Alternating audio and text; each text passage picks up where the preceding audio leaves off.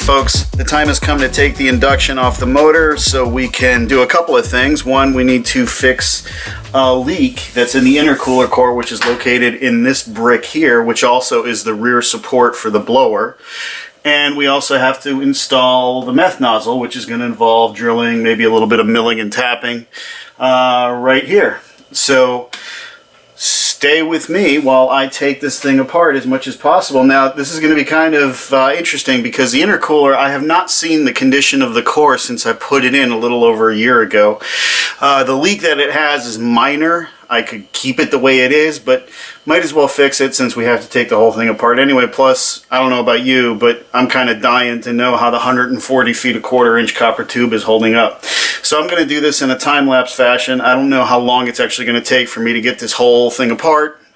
It's been a while since I've done it, but here it is. Let me give you a little tour while we're here, actually. Obviously, this is the blower. It's a 2.3 liter Lyshome. This is actually a Lyshome. Technically, it's not a Whipple. It's before Whipple was making their own blowers, but it is essentially a 2.3 liter Whipple. I guess you would call it a Gen 1. And then the discharge of the blower goes out to this thing, which houses the intercooler core, which you'll see a little later on. So the airflow travels from here, goes through the heavily modified Trick Flow. Used to say Flow, but we cut out 11 pounds and 5 inches of runner out of this manifold. Street intake, which of course now is huge, and you'll see that later. The ports inside are huge. This thing was ported to the limits of the casting. So, and it goes into the motor just like any other V8. So, what else is notable here? Big block Chevy rod cap. Why? Because it was pretty much the exact right size. This is a Hayabusa steering damper. I built my own tensioner assembly because I was getting slip, and I was actually, with the manual tensioner, it was actually letting loose and throwing belts. So I decided to go ahead and, well, frankly, over-engineer it. It's got ball bearings in the pivots and, you know, the whole 9 yards. And this is, like I said, this is a Hayabusa steering damper. It has 50 weight oil in it. I think 20W50 Castrol, if it matters, but that's what's in there to dampen the tensioner assembly. So let's have at it, and let's do this as a time lapse. And ready? Begin.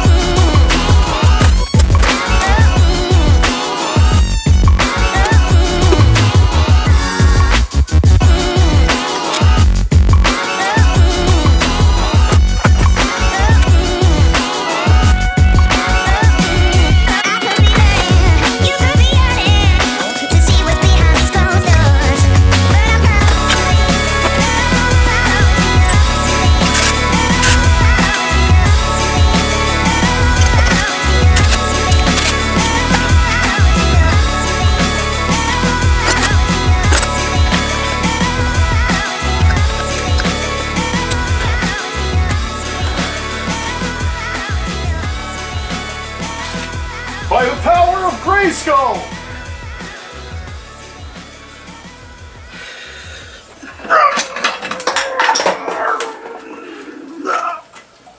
Oops! Forgot the TPS cable. Yeah.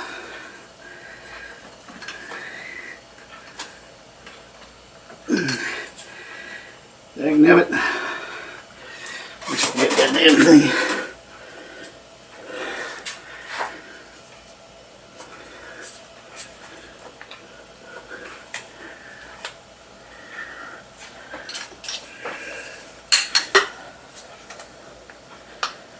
There it is. Take two.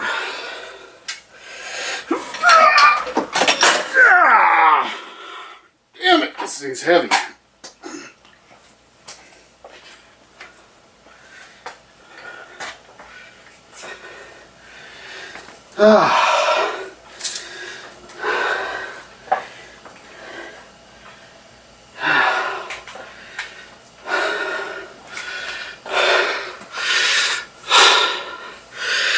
Holy crap.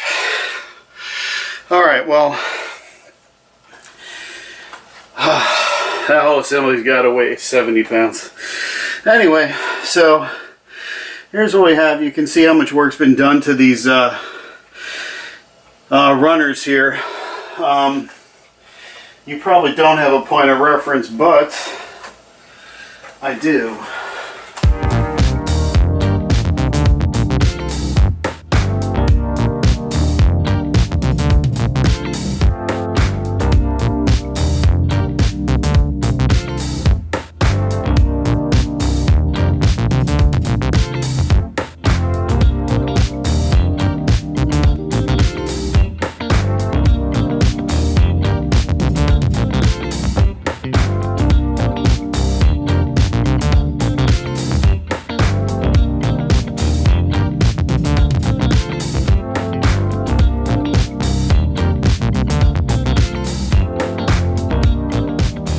Okay, I know you're dying to see what's inside of it.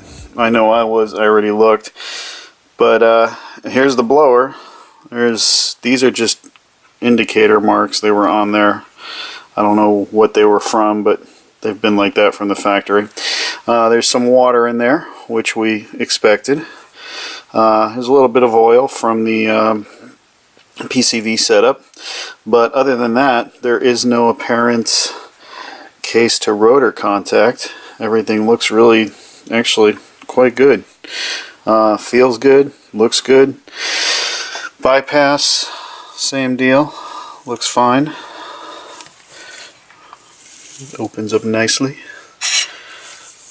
So there you have it. So this appears to be all good. Now let's go and see what everybody came for.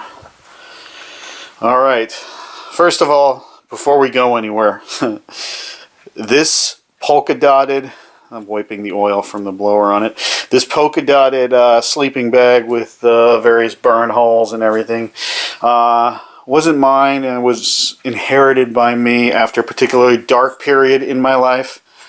Don't ask, and I won't have to tell you, but there's a reason why we use it for this. Anyway, so you can speculate, whatever. So here's what you really want to see. What kind of shape is the intercooler core in? Let's take a quick photo, or take a look at a quick photo of what it looked like when I put it in.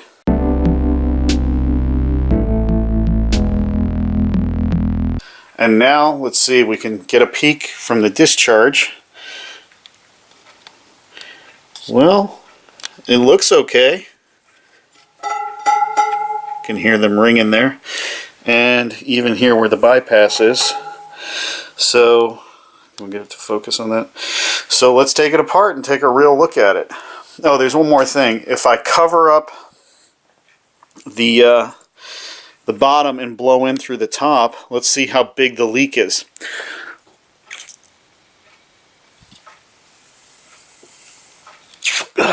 Wow, it's not much of a leak at all. So mechanically it appears fine. We'll dig out where that leak is. It's a tiny leak, obviously, because I certainly can't blow any significant amount of air through it. So let's take it out. That, of course, is going to involve the removal of these screws. Of course, we'll clean it up and make it pretty again and all that happy jazz. The power of Grayskull, my ass. My back is already friggin' killing me. Anyway, if you don't have one of these things, you really need to get one. This one, my neighbor was supposed to be moving, and he's a design builder, so he's got a lot of tools. And he wanted to get rid of it, so he sold it to me. Honestly, it wasn't a particularly good deal, but, you know, it was a deal. So let's take out some of these screws.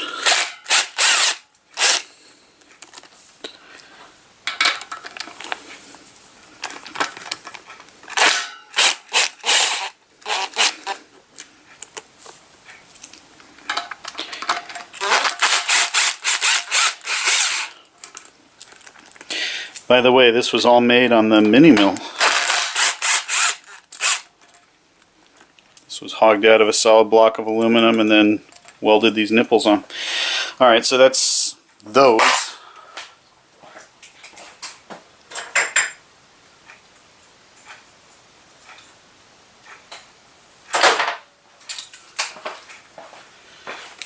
These have a smaller fit.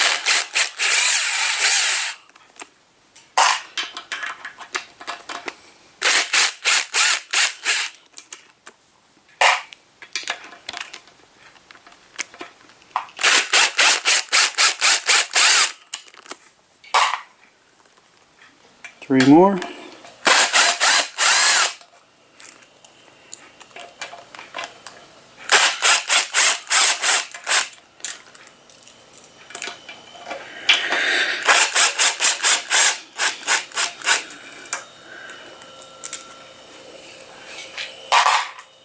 Okay, now there's a gap in here specifically designed to make this relatively easy to remove. So let me go ahead and get something soft to pry with, and let's see if we can take it out. These are door panel removal things. Let's see if these will work. Yep, that is all it needed. Alright, here we go. The moment we've all been waiting for. What kind of condition is this thing in? Let me reposition the camera so we can really take a look. Alright, let's slide her out. It's coming out easy. Looks pretty decent. There's some water coming out. Appears to be caught up on something.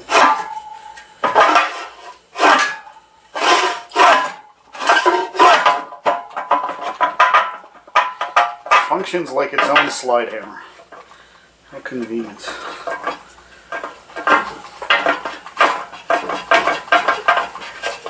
There it goes. And there it is. Behold, the DIY intercooler core. And it's not really that mangled, actually. It's pretty much how I put it in. So we're going to clean this up. We're going to take a look. We're going to see if we can find... there's still water in it. See? Yeah, that was smart. We're going to take it apart. We're going to clean it up. We're going to take a good look at it. So before we take the core in to get cleaned, just wanted to take a look inside here and see what we've got. Well, we got a bunch of water down there. I don't know if you can see it.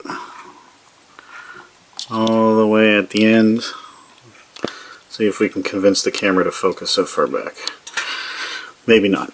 I was actually expecting a whole ton of rust, considering there is a leak. There's a little surface rust, but I bet that just wipes off. Yeah, it just totally wipes off. That orange piece back there is a piece of RTV that I used for cushioning. All the bolts are more or less okay in here. Overall, I think we're looking surprisingly decent. Okay, cool. Let's get this thing cleaned up. So here we are at the utility sink, searching for leaks. It's filled with water. I don't know if you can quite make out the water level. It's kind of, I don't know, 3/8 of an inch, 5/16 of an inch from the top of these tubes here. If I shake it, you can see it. So it's not exactly draining fast. I should probably use distilled water, but what's the point if you're just using ice? Looking down here,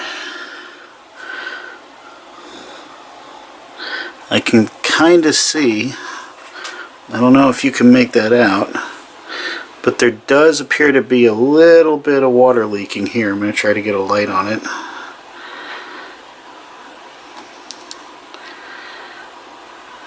I don't know if you can quite make that out, but it's a pretty steady stream. So that is top tube, first row, second one over from the passenger side.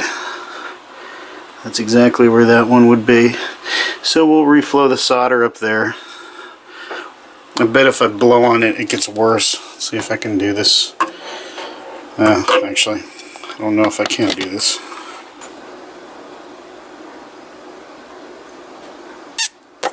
Okay, I don't know if that was in focus or in shot or any of that, but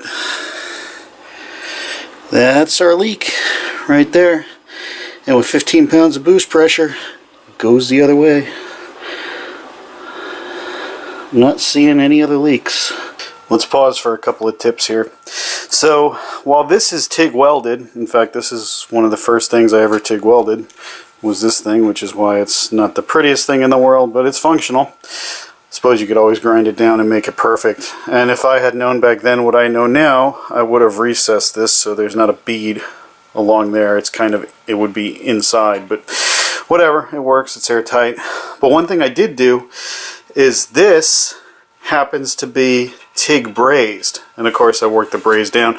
And the reason why I did that was to minimize warpage on this flange, because as you can probably see, this tube stands a little proud of this flange, which is why I knew I'd be able to pry that part off, the intercooler core off, or out rather, without too much trouble, because it was specifically designed this way. So I knew I wouldn't be able to have that luxury, or I knew I wouldn't have that luxury with this. So what I did is inside each one of these holes, they're tapped here as well as here. So, but they're tapped on the aluminum piece, not the copper, with 1/4" 20, which is actually bigger than the screws that go through there. The screws that actually go through there are these, so they're of course substantially smaller. And these thread right into the copper. But the reason why you do this is so you can, and this is a way cool tip of the week, is actually push these surfaces apart just by threading this in. Because I knew that there'd be no way I could pry this without getting any sort of cosmetic damage, which I really was trying to avoid. So I'll just put a couple of screws in sort of opposite each other here. And it should pop right off. You can actually see it coming off right now. So because there's a gasket and RTV in there, this would be a royal nightmare to try to pry this off. But all 6 holes are done that way, by the way. 3 on top and 3 on the bottom. But sometimes I do actually plan ahead, and I'm trying not to let this fall. And you can see water's coming out the bottom there. So it's pretty much already lifted it off. This is hard to do while holding a camera. See the gap?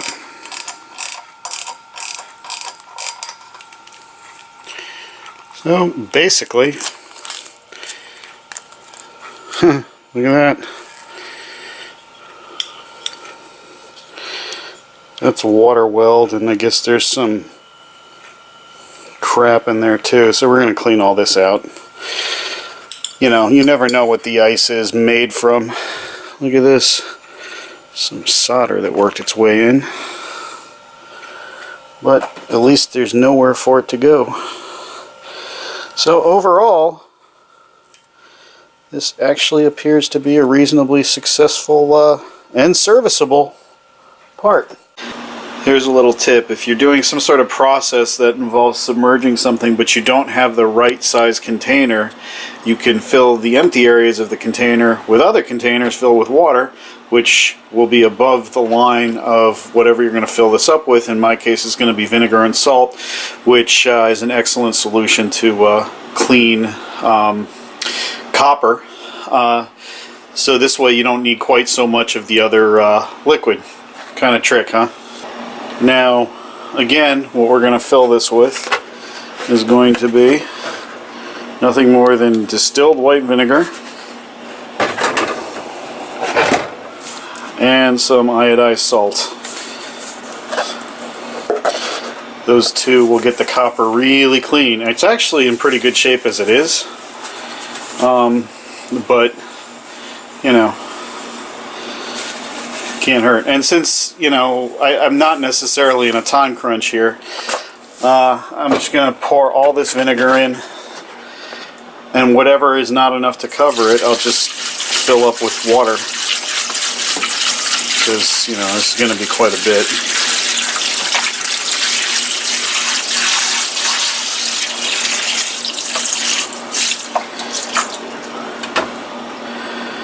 I have another gallon on its way from the store, and then the rest will be just simply water. By the way, this is what the other cap looked like at the end that was inside here. This is milled out of a solid chunk of aluminum. Again, Harbor Freight mini mill.